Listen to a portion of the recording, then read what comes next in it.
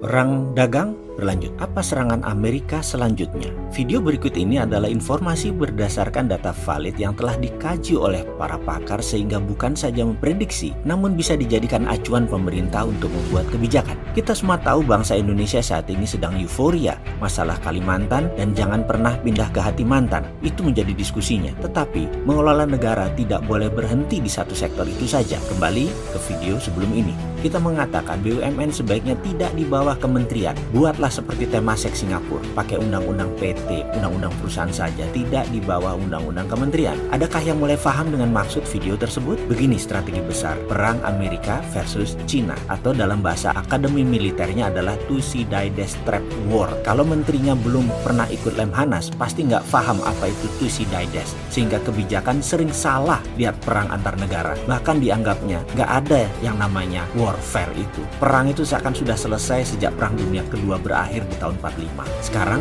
ke topik perang dua negara. Kita bahas Thucydides di chapter yang lain. Itu juga kalau pada minat pejabatnya. Amerika mulai menunjukkan taringnya saat ini ketika leader of the pack, Amerika itu ditantang oleh negara Cina. Apa yang dilakukan Amerika berikutnya? Amerika saat ini sedang melobi WTO, di mana Amerika menganggap perusak sistem ekonomi dunia saat ini adalah BUMN melawan swasta. Itu level playing field-nya berbeda. Sekali lagi, BUMN adalah regulator, ditambah kalau dia BUMN-nya kementerian, dia juga regulator. Melawan swasta yang cuma user daripada regulator. Jelas tidak seimbang. Amerika saat ini melobi WTO agar BUMN di bawah kementerian menjadi haram. Hartanya, uangnya disebut odious money atau uang najis. Tujuannya adalah Amerika ingin membekukan aset Cina yang didapat dari uang BUMN. Dengan demikian, kering dolar di tangan Cina karena tidak bisa digunakan. BUMN Cina akan ditarik karena BUMN Cina adalah war tour-nya obor. Itu targetnya Amerika. Kalau strategi Amerika melobi WTO berhasil, maka imbasnya akan ke Indonesia. BUMN Indonesia yang di bawah kementerian akan dibekukan juga dolarnya. Pertamina bayangkan tidak bisa impor minyak lagi. Dan apa yang terjadi jika Amerika dan Cina hanya dilihat kacamata perang dagang? Ya bubarlah Indonesia. Jadi sekali lagi,